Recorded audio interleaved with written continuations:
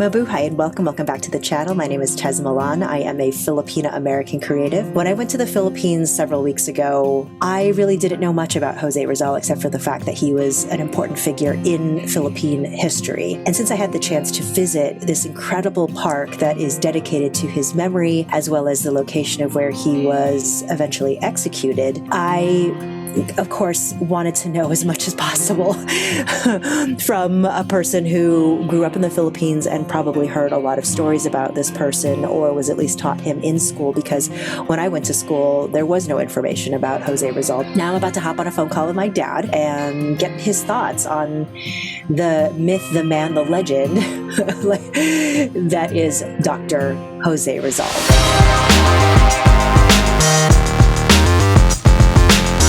When we were growing up, elementary school, from even first grade to all the way through high school and beyond, we were already taught that Jose Rizal is our preeminent national hero. Okay.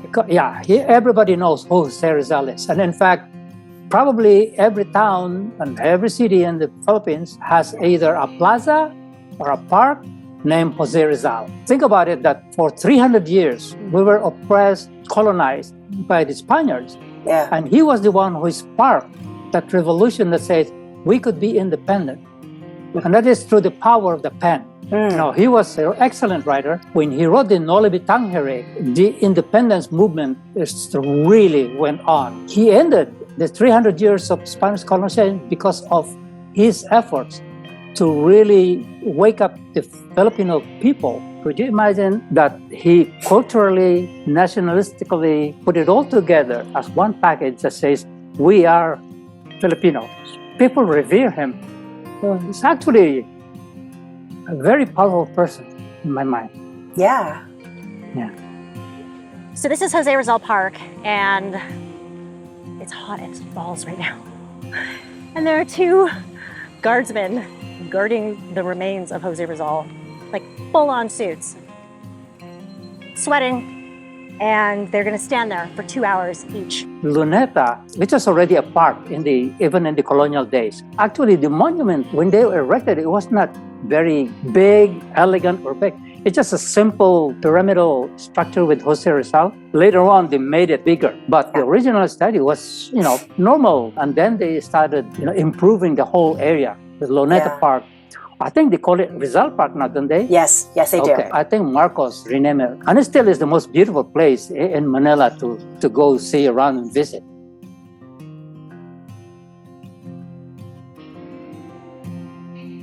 What is it about him that inspires you? Because I sense that it's so emotional for you to almost talk about him. He inspires a lot of Filipinos. And because of his ambition and his pride of the Filipinos and the Philippines, he is inspiring to all of us, and especially me, because when you think about who is your national hero or who is your role model, Jose Rizal, and thank goodness that I was able to connect with him in a more personal way, because I also did my graduate studies in Germany.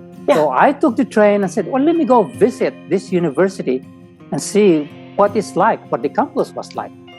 So when I got there, I was surprised to find that they had a room actually preserved from his days as a student.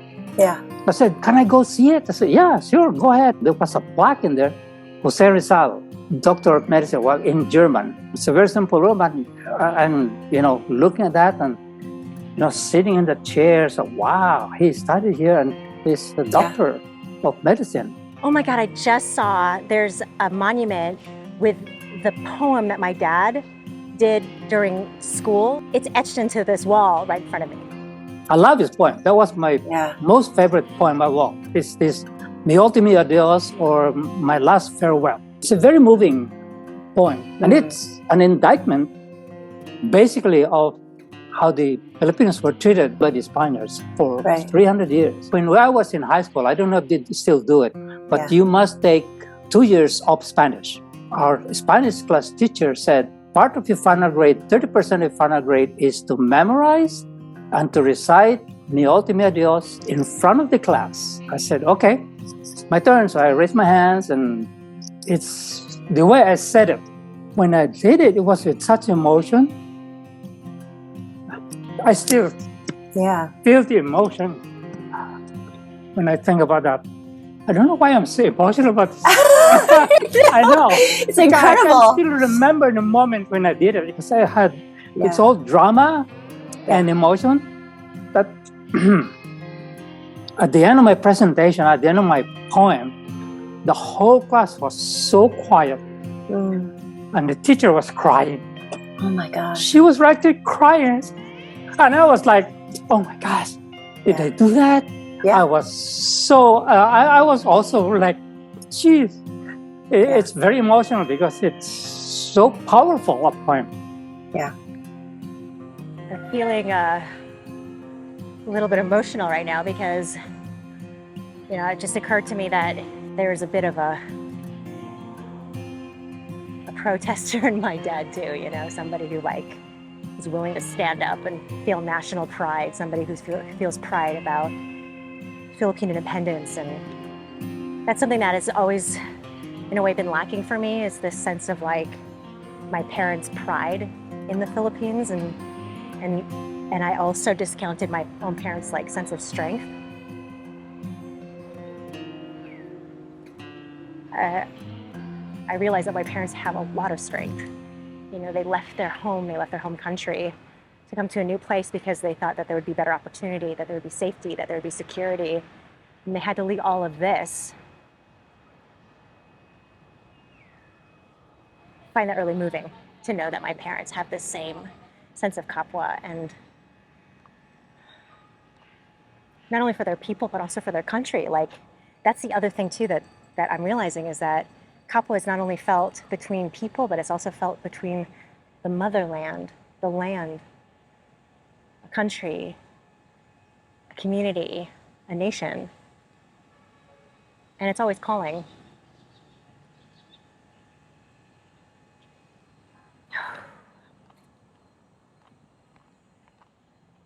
He was everybody's hero, especially mine. He's really my national hero.